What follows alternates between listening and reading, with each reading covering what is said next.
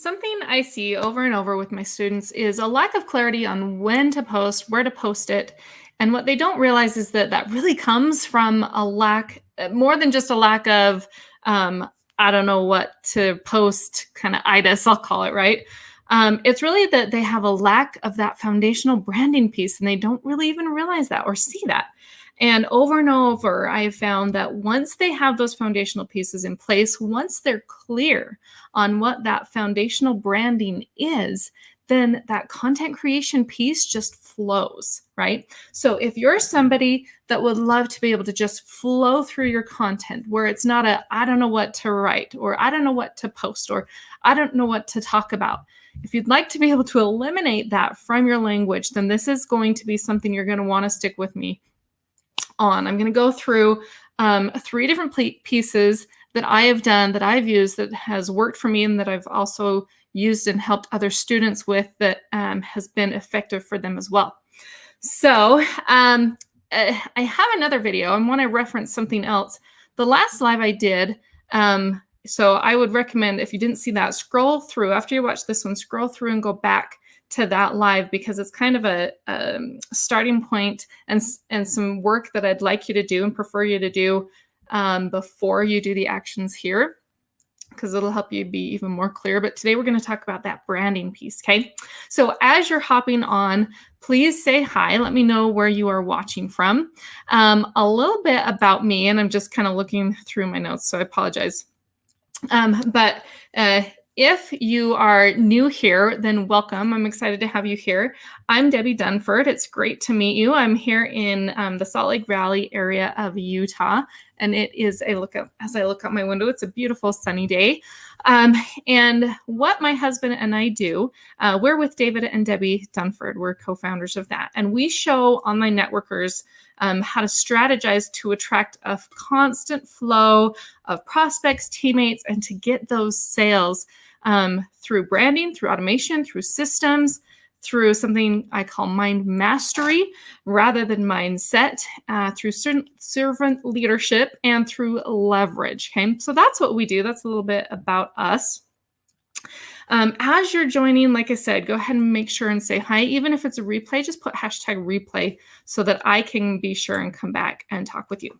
So the first thing that you want to go into and think through for those foundational pieces is, what do you want to be known for? So I went through and I redid this exercise again recently, because over time your brand changes. And so I had done this exercise a few years ago, and then realized, you know what, I'm kind of unclear on my messaging. I'm kind of asking myself those questions. What do I want to say? What should I write about, right? So I knew I needed to dig a little deeper. And so these are the exact steps I followed, and that I've had some of my students follow as well. So the first thing is asking yourself, what do I want to be known for? And I thought about, okay, well, if I think of Costco, what thoughts and feelings and emotions come to mind, and the type of products, right? Same with Nike. When you say Nike, well, what comes to mind? So Nike, I think of shoes right off the bat. I think of sports equipment. So those are the things that Nike is known for, right? Costco is a warehouse. I think of good products. I like their products, so I think of good products that work well at a reasonable price. Like, that's what I think of. And so I wanted to think through, and so what I'd have you do is think through, what do I want to be known for? When somebody says, so for me, when somebody says David and Debbie Dunford, what do we want to be known for? What thoughts do we want people to have? What do they want, or what do we want them to come to us for, right? What might we help people with? And so that was the first thing. The second thing is, how can I, and I'm just looking at my notes over here, how can I disperse those pillars out over a week, maybe a month? So, I thought, okay, so these are my pillars. And I would recommend getting maybe between 3 and 5. And that's what I mean by pillars is, in that 1 to 4, or in that first piece that you're doing, what do I want to be known for? I came up with 3 to 5 things, and I just called them pillars. I just, for some reason in my head, I imagined 4 pillars holding up our business, right? So what are those things that hold up our business that we stand for? I was kind of shooting for 3. And then as I was talking to my husband, as we were brainstorming, we came up with a 4th one that needed to be included for us. I'd keep it kind of small, 3 to 5, something like that. Um, and so that's how it worked for us. So the second thing is, now that you have your pillars, those 3 to 5 things that you're going to really focus on, what your messaging is going to be about, how you're going to help people, what you're going to help people with, then you're able to say, okay, so now how do I spread out those pillars in my messaging? And there's not a right or wrong way to do it. It's what works for you. It's how you might organize. So maybe you might spread them out as Monday, you talk about one pillar. Let's say you have 5 pillars. Monday, you talk about one pillar, a topic from one pillar. Tuesday, it's the second one. Third, fourth, fifth. Monday through Friday, you've got 5 pillars, and you choose a topic from those different pillars. So that might be one way to do it. For me, I came up with 4 pillars, and I thought, oh, well, there's 4 weeks in a month. Okay, week 1 is pillar 1, week 2, pillar 2, 3, 4, and so on.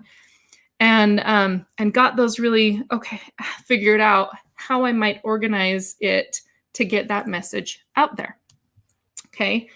Once I had those pillars set up as well, I also took some time to brainstorm. And so that's something else I would have you do. And that's not something I really talked about in, or one of the 3 things I wanted to give you as a tip today. But that's something else I did do. So that's kind of a bonus tip, is I brainstormed from those 4 pillars. I brainstormed different topics that I could use or talk about that fit underneath those different categories or pillars. Okay. You can call them whatever you want. So again, the second thing is to spread it out over figure out how to spread it out over a week, over a month, however you want to do it, so that you can figure out how you want to get those pillars across in your messaging. And then the third thing I did was, so now I've got week 1, week 2, week 3, week 4, and I'm going to pick one topic from pillar 1, week 1. But what does that mean for my posts each day? What type of post am I going to do? I have the pillar, the overall idea category. I have the topic for the week. How is that going to translate into what I'm going to actually post each day, right? Because that's a whole other ballgame. And so I just brainstormed. Again, there's not a right or wrong of what types of posts to do, but some rules of thumb to kind of live by and think through is how might you get your people to engage? Okay, so that's one thing. How might you get people to engage? Another thing that's a really important question to ask is, how might I help other people? Like, how will this benefit other people, this post that I'm doing? So as you're talking about or thinking through the types of posts you're going to do, think through what might be of benefit to them. Okay. And so that's what I thought through. And that's how I came up with the different types of posts that I do, focusing on the topic for the week. Okay. So, and those different types of posts that I do, I've got a hair in my face. Those types of posts, I just repeat weekly, and the topic changes, the pillar changes, and the topic changes each week. That's how it works for me. Your structure and your organization might be a little different, and that's totally okay. It's whatever works for you. But the process is what's important here. Okay. Exactly how to do it is not important. It's the process. It's organizing your message, coming up with that intention. What do you want to do? What do you want to be known for? Number 1. Number 2, how might you spread that out over a week or a month? Number 3, how do I post that now? What types of posts am I going to do?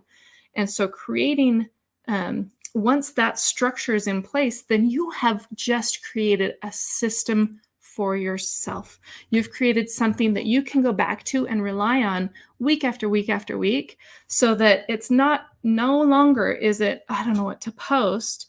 Now it's, okay, what week is it? Week 1, week 2, week 3, 4. Oh, it's week 3. Okay, what's my topic this week? What's the pillar this week? Oh, okay, here's a topic. Okay, let's go and plug and play that. This topic is going to be inserted into the different types of posts. So what's a question that I could come up with surrounding that topic? Because I want to create a question as one of my posts. for engagement. That's what I choose to do. Or what's a tip that I could give um, that would help somebody else out that relates to this topic? So that's another day, another post that I do, right?